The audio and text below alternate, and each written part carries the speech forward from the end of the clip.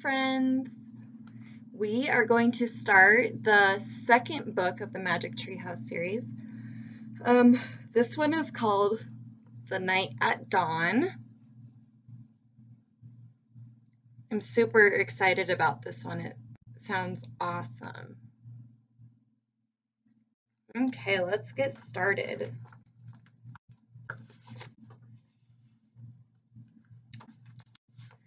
Chapter 1, The Dark Woods. Jack couldn't sleep. He put his glasses on. He looked at the clock. 5:30. Too early to get up. Yesterday, so many strange things had happened. Now he was trying to figure them out. He turned on the light. He picked up his notebook. He looked at the list he made before going to bed.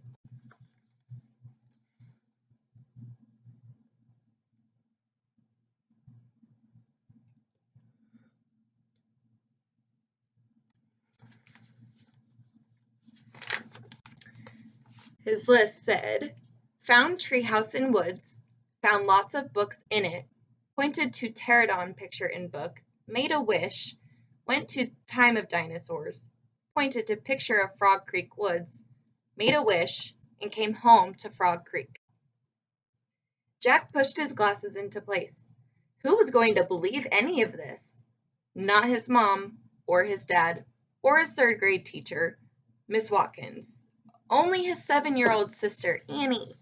She'd gone with him to the time of the dinosaurs. Can't you sleep? It was Annie standing in his doorway. Nope, said Jack. Me neither, said Annie. What are you doing? She walked over to Jack and looked at his notebook. She read the list. Aren't you going to write about the gold medal? She asked. You mean the gold medallion, said Jack. He picked up his pencil and wrote, found this in dinosaur time. Aren't you going to put the letter M on the medal, said Jack.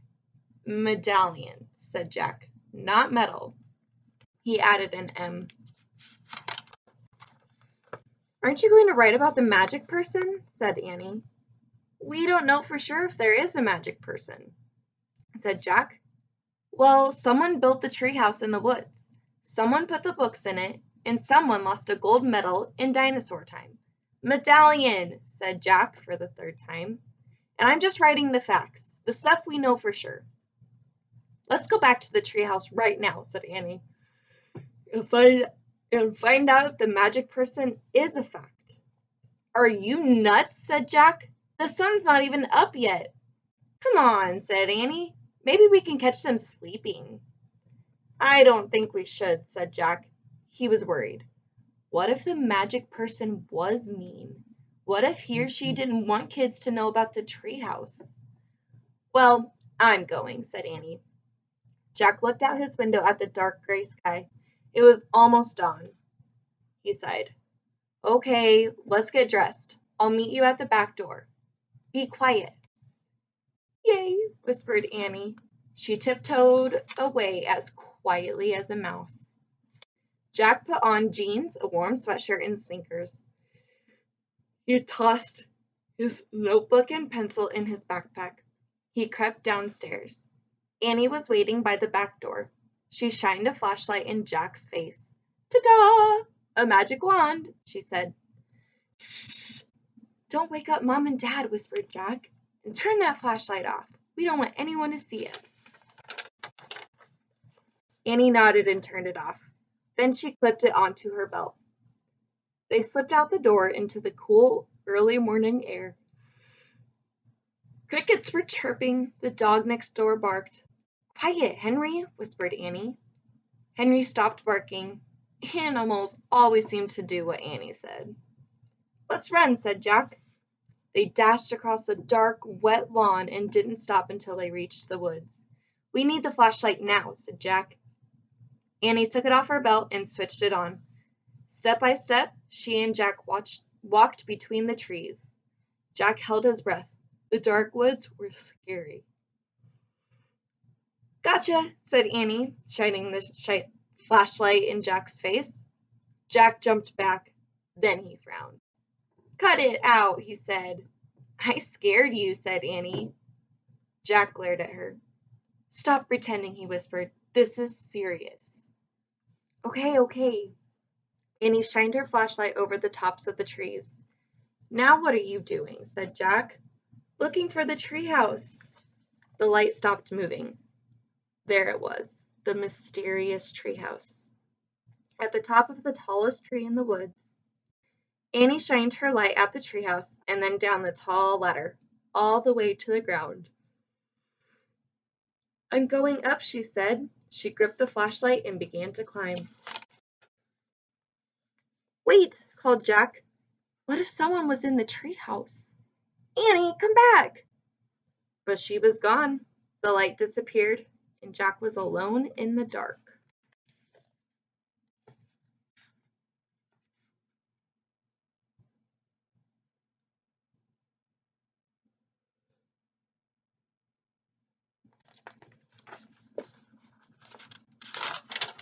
Chapter 2.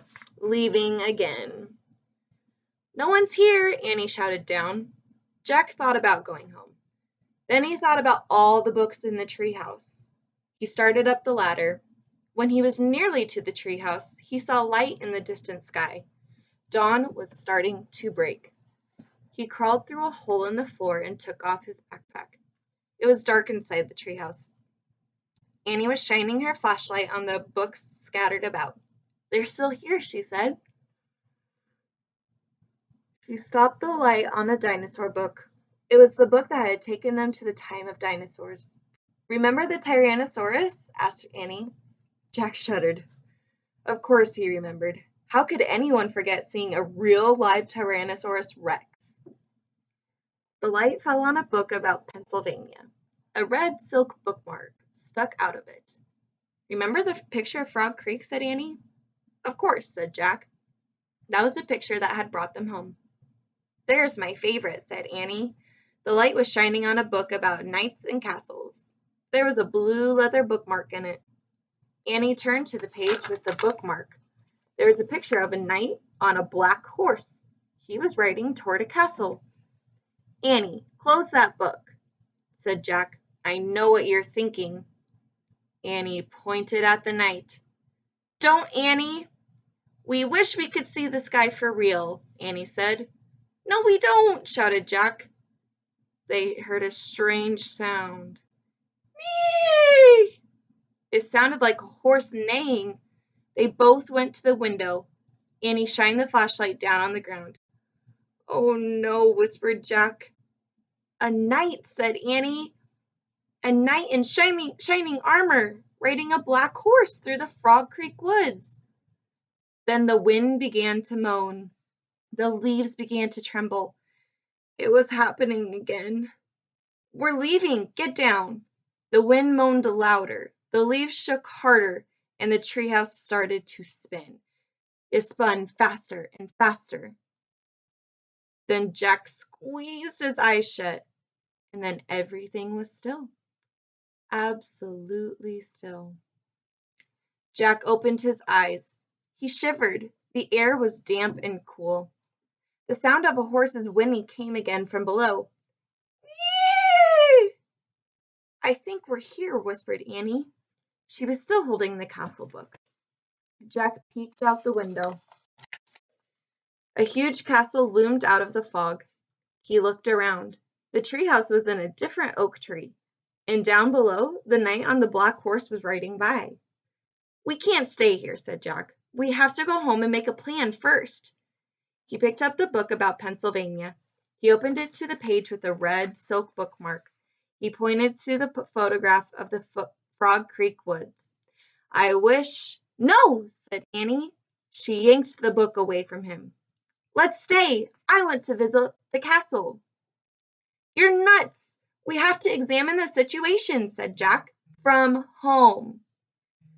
Let's examine it here, said Annie. Come on. He held out his hand. Give it. Annie gave Jack the book.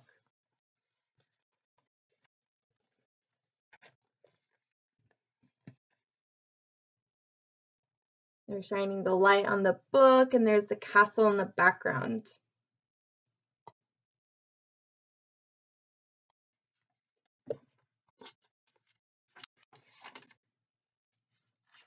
Okay. Okay, you can go home. I'm staying, she said. She clipped the flashlight to her belt. Wait, said Jack. I'm going to take a peek. A teeny peek, she said, and she scooted down the ladder. Jack groaned. Okay, she had won. He couldn't leave without her. Besides, he sort of wanted to take a peek himself. He put down the book about Pennsylvania. He dropped the castle book into his pack. He stepped onto the ladder and headed down into the cool, misty air. Chapter 3. Across the Bridge. Annie was under the tree, looking across the foggy ground. The knight's riding toward that bridge, I think, said Annie. The bridge goes to the castle. Wait, I'll look it up, said Jack. Give me the flashlight. He took the flashlight from her and pulled the castle book out of his pack. He opened it to the page with the leather bookmark. He read the words under the picture of the knight. This is a knight arriving for a castle feast. Knights wore armor when they traveled long and dangerous distances. The armor was very heavy. A helmet alone could weigh up to 40 pounds. So 40 pounds is probably about as heavy as all of you guys. Wow. Jack had weighed 40 pounds when he was 5 years old. So it'd be like riding a horse with a 5-year-old on your head. Jack pulled out his notebook. He wanted to take notes, as he had done on their dinosaur trip. He wrote, heavy head. What else? He turned the pages of the castle book. He found a picture that showed the whole castle and the buildings around it. The knight's crossing the bridge, said Annie. He's going through the gate. He's gone. Jack studied the bridge in the picture. He read, a drawbridge crossing the moat. The moat was filled with water to help protect the castle from enemies. Some people believe crocodiles were kept in the moat. Jack wrote in his notebook, crocodiles in moat? Look, said Annie, peering through the mist. A windmill, right over there. Yeah, there's a windmill in here too, said Jack, pointing at the picture. Look at the real one, Jack, said Annie, not the one in the book. A piercing shriek split the air. Yikes, said Annie. It sounded like it came from that little house over there. She pointed through the fog. There's a little house here, said Jack, studying the picture. Here's this picture. This is the horse and the knight in the background.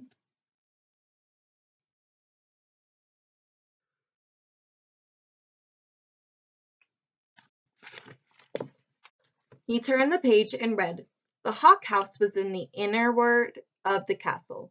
Hawks were trained to hunt other birds and small animals. Jack wrote in his notebook, hawks in hawk house. We must be in the inner ward, said Jack. Listen, whispered Annie. You hear that? Drums, horns? They're coming from the castle. Let's go see. Wait, said Jack. He turned more pages of the book. I want to see what's really going on, Jack. Not what's in the book, said Annie. But look at this, said Jack. He pointed to a picture of a big party. Men were standing by the door, playing drums and horns. He read, fanfares were played to announce different dishes in a feast. Feasts were held in the great hall. You can look at the book. I'm going to the real feast, said Annie.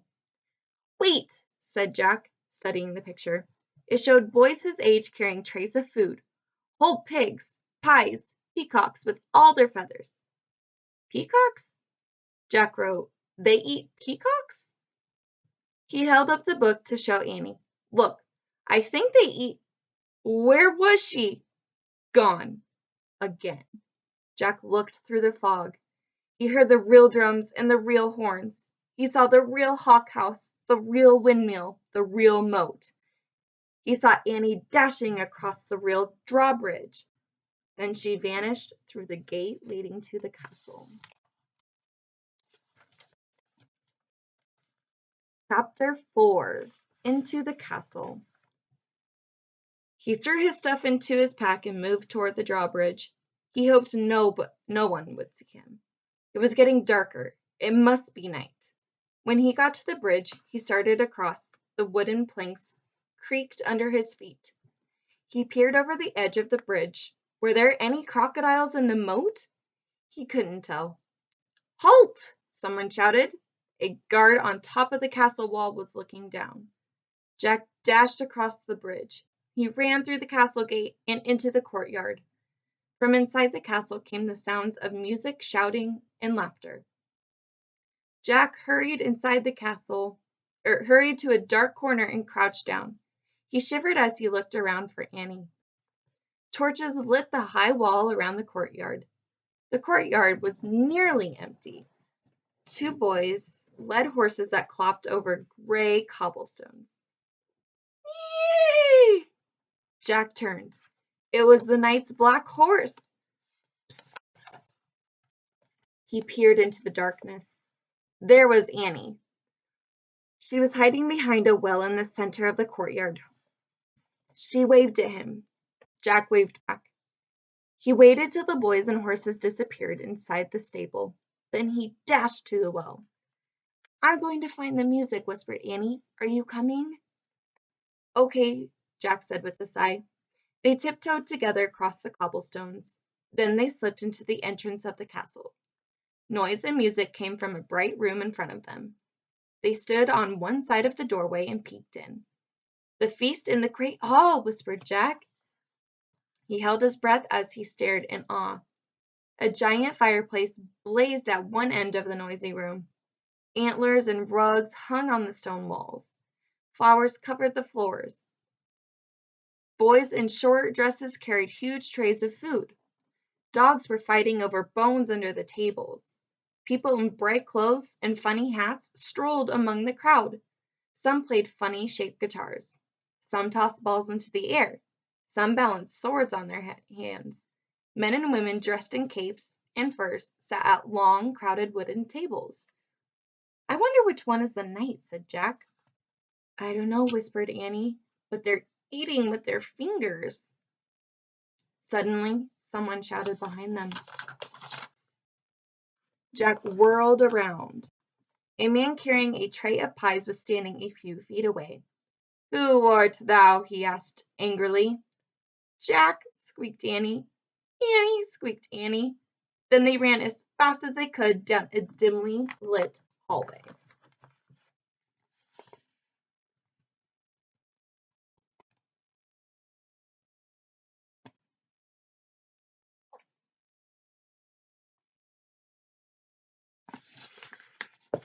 Oh no, I wonder what's going to happen. Chapter 5. Trapped. Come on, cried Annie. Jack raced behind her. Were they being followed? Here, quick! Annie dashed toward a door on off the hallway. She pushed the door open. The two of them stumbled into a dark, cold room. The door creaked shut behind them. Give me the flashlight, said Annie. Jack handed it to her, and she switched it on. Yikes! A row of knights right in front of them.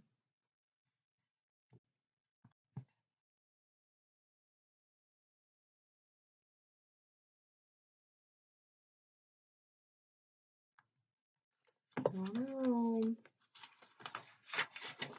Annie flicked off the light. Silence. They aren't moving, Jack whispered. Annie turned the light back on. They're just suits, Jack said. Without heads, said Annie. Let me have the flashlight a second, said Jack, so I can look in the book. Annie handed him the flashlight. He pulled out the castle book. He flipped through the pages until he found what he was looking for. Jack put the book away. It's called the Armory, he said. It's where armor and weapons are stored. He shined the flashlight around the room. Oh, man, whispered Jack. The light fell on shiny breastplates, leg plates, arm plates, on shelves filled with helmets and weapons, on shields, spears, swords, crossbows, clubs, battle axes. There was a noise in the hall. Voices! Let's hide, said Annie. Wait, said Jack. I got to check on something first. Hurry, said Annie. It'll just take a second, said Jack. Hold this. He handed Annie the flashlight. He tried to lift a helmet from a shelf. It was too heavy. He bent over and dragged the helmet over his head. The visor slammed shut. Oh, forget it. It was worse than having a 5-year-old on your head. More like having a 10-year-old on your head. Not only could Jack not lift his head, he couldn't see anything either. Jack! Annie's voice sounded far away. The voices are getting closer. Turn off the flashlight, Jack's voice echoed inside the metal chamber. He struggled to get the helmet off. Suddenly, he lost his balance and went crashing into other pieces of armor. The metal plates and weapons clattered to the floor. Jack lay on the floor in the dark. He tried to get up, but his head was too heavy. He heard deep voices. Someone grabbed him by the arm. The next thing he knew, his helmet was yanked off. He was staring into the blazing light of a fiery torch.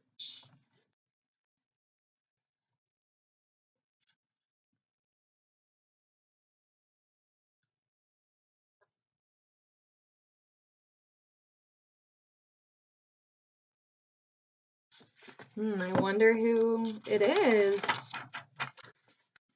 And we are at chapter 6, so we will have to pick up at our next story time and we will finish. Thanks for listening, friends.